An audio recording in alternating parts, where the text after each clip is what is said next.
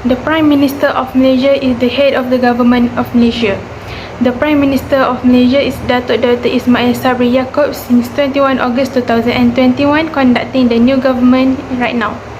The government has 32 ministers and 38 deputy ministers under Datuk Sri Ismail Sabri Yaakob. The vision of this new government is to foster an office that embodies the Prime Minister's leadership vision toward an innovative government of excellence and integrity in serving the people and the nation. The mission of this new government, whereas it is our mission to provide a conducive environment to assist the Prime Minister in carrying out his duties and responsibilities effectively, efficiently and in a timely manner. On 20 August, the Yang di-Pertuan Agong has named UMNO Vice President Ismail Sabri Yaakob as the nation's 9th Prime Minister in accordance with Article 42A and Article 43(2)A of the Federal Constitution after being satisfied that he commanded the confidence of the majority in Parliament. Tan Sri Muhyiddin Yassin resigned as the 8th Prime Minister of Malaysia and all members of the Cabinet as required by the Federal Constitution. This is because the decision was made after losing the majority of the support of the MPs, and the proposed bipartisan cooperation that he proposed also did not get the support of political parties. The appointment of Datuk Sri Ismail Sabri Yaakob as Deputy Prime Minister and Datuk Sri Hishamuddin Hussein as Senior Minister of Foreign Affairs is seen as a strategy to clear the people's perception of UMNO. Datuk Sri Ismail Sabri Yaakob has risen because he has gained support where it is said that there are political actors who occupy a place supported by a very large line of public administration in Malaysia. Okay, thank you Frizana for giving this opportunity to me to present my part. Okay, in this part, I'm going to present about the Malaysian Cabinet Minister 2021. The first one is Senior Minister of International Trade and Industry, Datuk Seri Muhammad Azmin Ali. Senior Minister of Defence, Datuk Seri Hishamuddin Tun Hussein. Senior Minister of Public Works was Datuk Seri Fadilah Yusof. Senior Minister of Education, Senator Datuk Dr. Muhammad Radhi Majidin. Senior Minister of Finance, Tengku Datuk Seri Zafrul Tengku Abdul Aziz. Prime Minister Department for Economy, Datuk Seri Mustafa Muhammad. Prime Minister Department for Special Duties, Datuk Dr. Abdul Latif Ahmad.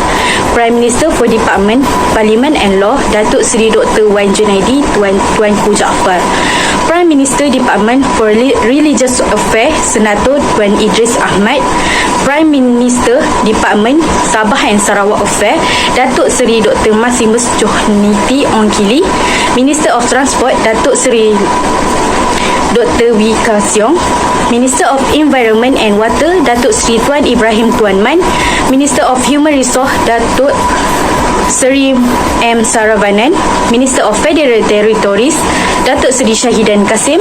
Minister of Women, Family and Community, Datuk Seri Rina Harun. Minister of Education, Datuk Dr. Nur Aini Ahmad. Minister of Energy and Natural Resource, Datuk Seri Taqiyuddin Hassan. Domestic Minister, Datuk Seri Hamzah Zainuddin. And Health Minister, Khairi Jamaluddin Abu Bakar. Minister of Agriculture and Food Industry, Datuk Seri Dr. Ronald Kandi. Minister of Rural Development, Datuk Seri Mazir Khalid. Minister of Foreign Affairs, Datuk Saifuddin Abdullah. Minister of Domestic Trade and Consumer Affairs, Datuk Alexander Nantalinggi. Minister of Communication and Multimedia, Tan Sri Anwar Musa. Minister of Housing and Local Government, Datuk Sri Rizal Naina American. Minister of Science, Technology and Innovation, Datuk Seri Dr. Adham Baba. Minister of Entrepreneur Development and Cooperative, Tan Sri Noh Omar. Minister of Enterprise, Plantation, Commodities, Datuk Zuraida Kamaruddin. Minister of Tourism, Arts Culture, Datuk Sri Nancy Shukri. Minister of National Unity, Datuk Halimah Muhammad Sadiq. Minister of Youth Sport, Datuk Seri Ahmad Faizal Azumu.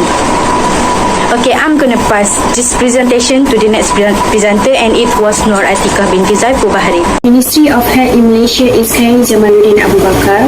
The Deputy Minister of Health Malaysia Wan is YB Datuk Haji Nur Azmi bin Ghazali. Deputy Minister of Health Malaysia Tun is YB Datuk Aaron Abu Dagam. The Chief Secretary is Datuk Muhammad Syafiq bin Abdullah. Director General of Health is Tan Sri Datuk Sri Dr. Nur Hisham Abdullah. The issue that related to the Ministry of Health is about vaccine in Malaysia. The issues are parents do not want their children to get vaccinated. This is because parents receive a lot of misleading information and some parents believe that vaccinations are harmful to their children. For example, persistent temperature, exhaustion and discomfort at the puncture site, which can result in blood clots at the puncture site. Most parents are oblivious of the vaccine functioning and advantage. As a result, parents believe the situation will have a detrimental influence on their child. Many parents are dissatisfied with the country health minister for deciding to vaccinate minors. For them, this vaccine is not suitable for children. This is because even adults have experienced long-term negative effect because of receiving the vaccination. They are concerned that this little child will be unable to cope with the agony they had when receiving the vaccinations. Vaccination for children are important since they must attend school to learn. As a result, having a vaccination will both protect children from the pandemic and provide them a feeling of protection. After that, some parents believe that immunizing their children under the age of 12 years is strong enough to protect them from COVID-19. This is a method to reassure parents about the vaccine that will be administered to their child. Firstly, provide a trustworthy and up-to-date platform for disseminating information to the public, such as Facebook, Twitter, Instagram, and website.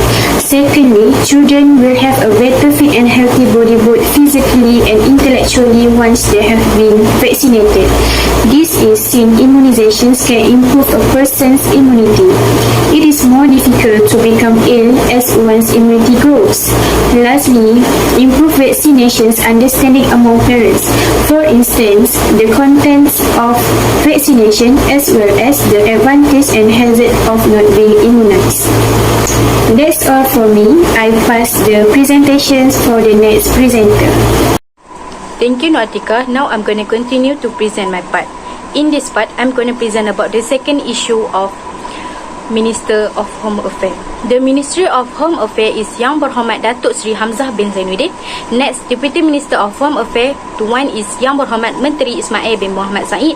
Other than that, Deputy Minister of Home Affairs second is Yang Berhormat Menteri Datuk Jonathan bin Yassin. The issue related to the Minister of Home Affairs is about foreign terrorist fighter.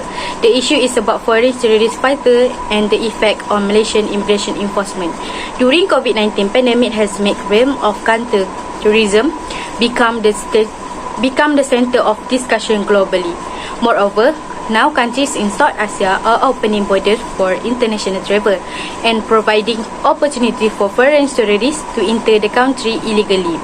There are many bad impact for our country. If we have to adapt with foreign terrorist fighter, is the foreign easy to pass into Malaysia, and Malaysia is easy pass because the visa waiver program, which allow foreigners to enter Malaysia without a visa, is one of the most long-standing difficulties with Malaysian border security.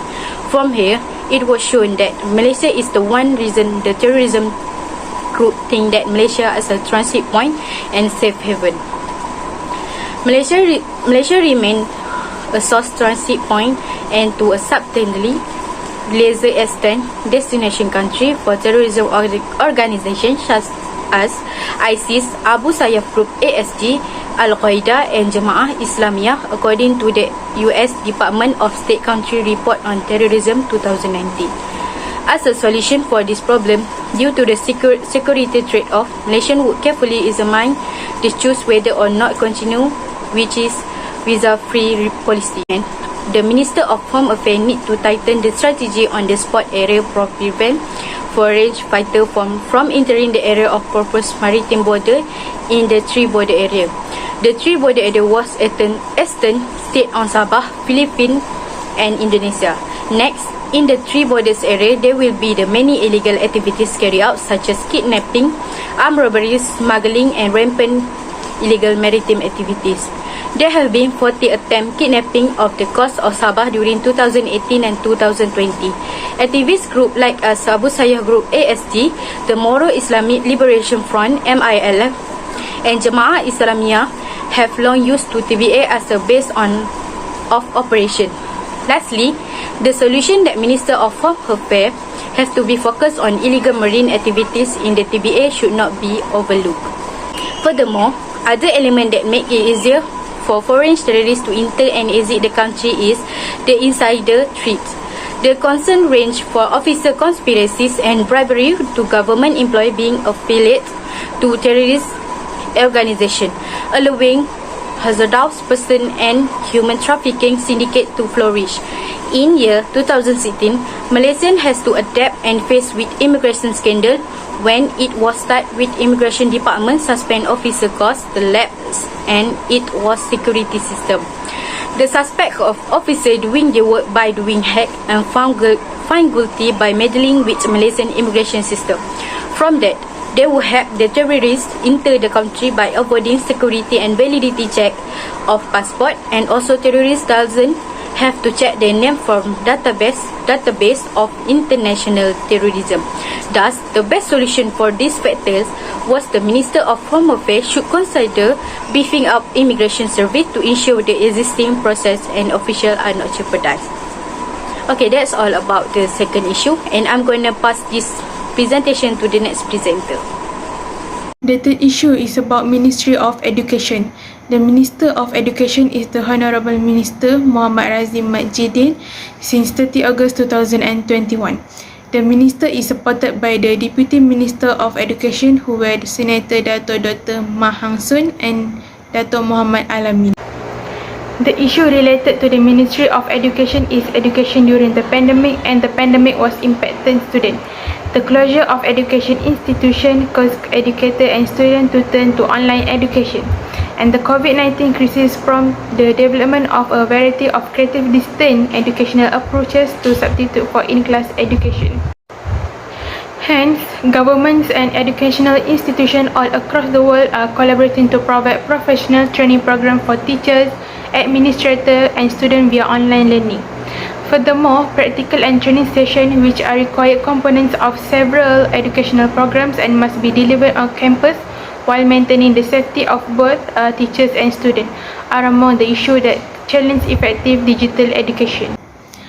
Lastly, to overcome this issue is to provide gadgets as well as Wi-Fi networks to the B40s to ease their burden so that they can take online classes.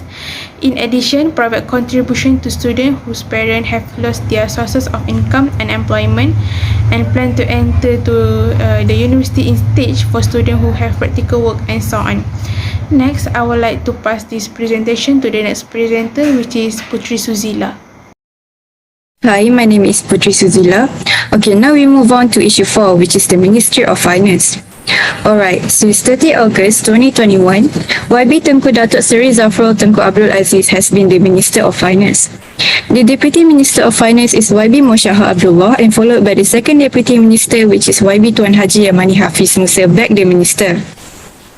The Finance Minister is one of the most powerful members of Malaysia's cabinet, in charge of formulating fiscal policy and overseeing the government's national budget. The issue that been catered by Minister of Finance in Malaysia is regarding the budget 2022.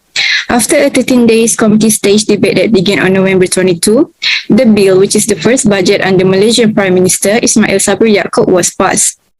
Tengku Zafrul Tengku Abdul Aziz presented the budget on October 29 with a total budget of 332.1 billion. This is the greatest allocation for Malaysia, up from 320.6 billion in 2021. Malaysia's revenue projection for 2022 is 234 billion. On November 18, the budget was adopted at the policy level.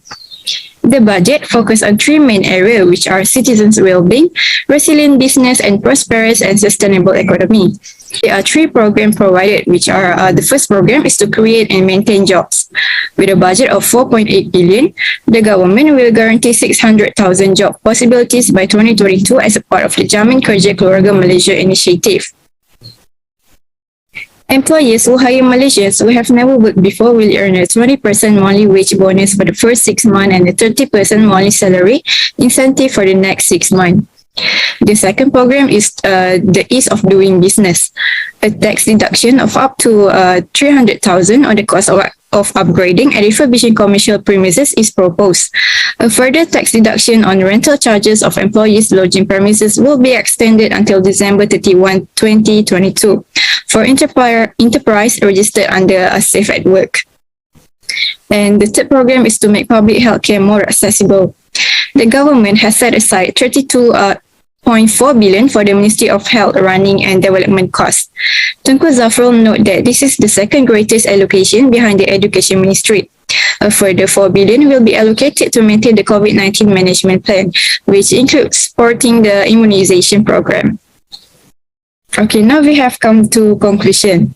So, as a member of the cabinet, a minister participates in the policy and decision-making process. They are at the heart of government action. Ministers are in charge of the effectiveness and efficiency of the agencies within their portfolio when they lead a government department or ministry. To sum up, in Malaysia, the highest law of the land is designed to give effect to the theory of separation of power between the country's legislative, judicial and executive branches. The Yang di-Pertuan Agong has executive power which is exercised by a cabinet led by the Prime Minister. The Prime Minister selects the cabinet from representative of both the Dewan Negara and the Dewan Rakyat, and it must appear as a unified administration in the form of an executive committee. Another key duty of the cabinet is to coordinate and manage the functioning of government department, with each cabinet minister typically overseeing one. The cabinet will continue to be a very influential part of the government as long as that continues and maintains to integrate the executive and legislative branches.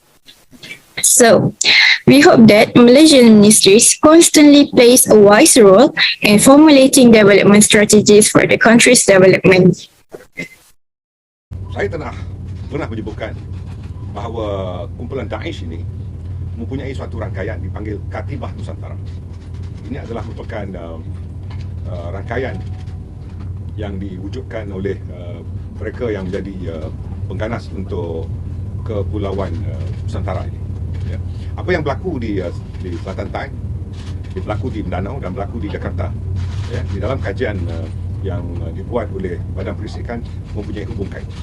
Dan kita di Malaysia jangan merasa selesa dengan keadaan itu.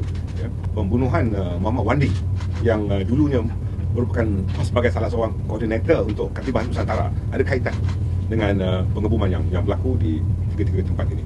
Pihak unit anti keganasan BDRM sentiasa memantau kegiatan-kegiatan yang dilakukan oleh mereka. Dan kita melihat apa yang berlaku di Manchester, umpamanya mereka akan melakukan di rantau ini juga. Kita juga mempunyai data